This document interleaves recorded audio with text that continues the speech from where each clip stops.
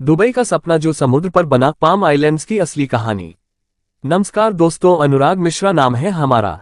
जरा सोचिए, एक ऐसी जगह जहां सिर्फ रेगिस्तान था, जहां चारों तरफ बस रेत ही रेत फैली थी। अब कल्पना कीजिए, उसी जगह पर एक ऐसा शहर खड़ा हो गया जो आसमान को छूता है। लेकिन इस शहर के सपने सिर्फ जमीन तक ही सीमित नहीं थे, इन सपनों ने समंदर को भी चुनौती दी। और फिर हुआ वो जो शायद पहले कभी दुनिया ने नहीं देखा था। पानी के सीने को चीरकर समंदर के ऊपर पूरा का पूरा शहर बसाया गया। वो भी किसी साधारण आकार में नहीं, बल्कि एक विशाल खजूर के पेड़, पाम ट्री के रूप में। जी हाँ, हम बात कर रहे हैं दुबई के आइकॉनिक पाम आइलैंड्स की। लेकिन सवाल ये है, ये हुआ कैसे? समंदर की गहराई से रेत निकालकर उसे ऊपर जमीन में कैसे बदला गया? इसके पीछे का विज्ञान, इंजीनियरिंग और वो कीमत जो चुकाई गई, जिसके बारे में कम लोग बात करते हैं, आज हम आपको पूरी कहानी सुनाएंगे। क्यों पड़ी पाम आइलैंड्स बनाने की जरूरत? दुबई, यूनाइटेड अरब अमीरात यूएई का हिस्सा, पर्शियन गल्फ के किनारे बसा है। साल 2000 की शुरुआत में दुबई दुनिया के सबसे बड़े टूरिज्म और बिजनेस हब में बदलने की राह पर था। रियल एस्टेट सेक्टर तेजी से बढ़ रहा था, लेकिन एक बड़ी समस्या थी। दुबई की कोस्टलाइन सिर्फ 72 किलोमीटर लंबी थी। दुनिया भर के अमीर लोग समुद्र किनारे बीच फ्रंट प्रॉपर्टी खरीदना चाहते थे, लेकिन जमीन सीमित थी और जल्द ही बीच फ्रंट प्लॉट खत्म हो गए। दुबई के दूरदर्शी शासक शेख मोहम्मद बिन राशिद अल मक्तूम ने एक क्रांतिकारी विचार दिया। अगर हमारे पास पर्याप्त कोस्टलाइन नहीं है तो हम खुद अपनी कोस्टलाइन बना लेंगे।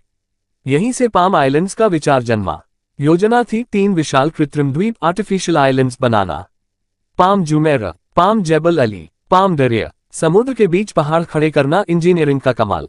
समुद्र में कृत्रिम द्वीप बनाना आसान बात नहीं। इसके लिए चाहिए था अरबों दिरहम का निवेश, बेहतरीन तकनीक और बहुत सटीक योजना। एक, सही रेत का चुनाव। दुबई रेगिस्तान है, लेकिन इंजीनियरों ने रेगिस्तानी रेत का इस्तेमाल करने से मना कर दिया। क्यों? क्योंकि हवा से उड़ने वाली रेत के कण गोल और चिकने होते हैं, जो आपस में अच्छी तरह जुड़ते नहीं। ऐसी रेत से बनी जमीन पानी के दबाव में जल्दी बह जाती। समाधान मिला समुद्री रेत में। इसके कण थोड़े खुरदरे और कोणीय होते हैं, जो मजबूती से एक दूसरे में लॉक हो जाते हैं। 2, ड्रेजिंग, समंदर का वैक्यूम क्लीनर। समुद्र की 60 फीट गहराई से रेत निकालने के लिए दुनिया के सबसे बड़े ड्रेजर शिप लगाए गए। ये जहाज पानी के नीचे पाइप डालकर रेत और पानी को खींचते और फिर उस मिश्रण को द्वीप की नींव पर छिड़कते। इस प्रक्रिया को रेक्लेमेशन या रेनबोइंग कहते हैं, क्योंकि हवा में रेत छिड़कते समय इंद्रधनुष जैसी आकृति बनती है। पाम जुमेरह बनाने में 94 मिलियन क्यूबिक मीटर रेत और 7 मिलियन टन पत्थर लगे। इतनी रेत से 10 इंडिया गेट जैसे स्मारक बन सकते हैं। 3, जीपीएस की सटीकता। खजूर के पत्तों जैसी सटीक आकृति बनाने के लिए इंजीनियरों ने private high precision GPS network बनाया। ड्रेजर शिप्स को सैटेलाइट से लगातार सटीक लोकेशन मिलती रहती थी, जिससे वे 10 सेंटीमीटर तक की शुद्धता से रेत बिछा पाते। आज भी अगर आप सैटेलाइट से पाम जुमेरह देखें तो उसकी आकृति बिल्कुल परफेक्ट दिखती है। भारत का योगदान, पसीने और सपनों की कहानी। दुबई के हर गगनचुंबी प्रोजेक्ट के पीछे लाखों प्रवासी मजदूरों की मेहनत है। पाम आइलैंड्स के निर्माण के दौरान भारत, पाकिस्तान और बांग्लादेश से हजारों श्रमिक दुबई गए। उन्होंने 50 डिग्री सेल्सियस की गर्मी में दिन रात काम करके इस सपने को हकीकत बनाया। ये वही अनसुने हीरो हैं, जिनके बिना ये प्रोजेक्ट सिर्फ कागजों में रह जाता। आज पाम जुमेरह कई भारतीयों के लिए स्टेटस सिंबल है। बॉलीवुड के किंग शाहरुख खान से लेकर बड़े उद्योगपति यहाँ प्रॉपर्टी के मालिक हैं। हर साल लाखों भारतीय पर्यटक दुबई जाते हैं और पाम जुमेरह देखना उनकी लिस्ट में जरूर होता है। पर्यावरणीय कीमत, जिसे नजरअंदाज किया गया। पाम आइलैंड्स मानव इंजीनियरिंग का अद्भुत उदाहरण है, लेकिन इसकी इकोलॉजिकल कॉस्ट भी भारी है। समुद्र की तलहटी से रेत निकालने से पूरा मरीन इकोसिस्टम प्रभावित हुआ।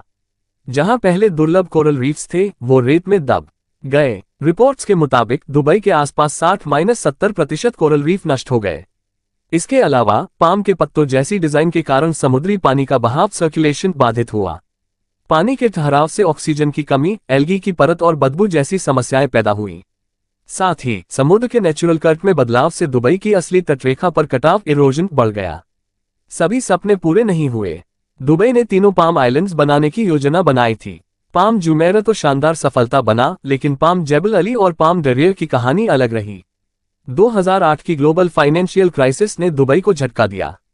रियल एस्टेट मार्केट गिर गया और दोनों प्रोजेक्ट अधूरे रह गए। पाम जेबल अली आज भी अधूरा खड़ा है, जबकि पाम दरिया को दरिया आइलैंड्स नाम देकर दूसरे प्रोजेक्ट में बदल दिया गया। नतीजा, इंसानी जीत या चेतावनी। पाम आइलैंड्स ने दुबई को विश्व मानचित्र पर पहचान दी। ये दिखाता है कि इंसान अपनी कल्पना और तकनीक से क्या कर सकता है।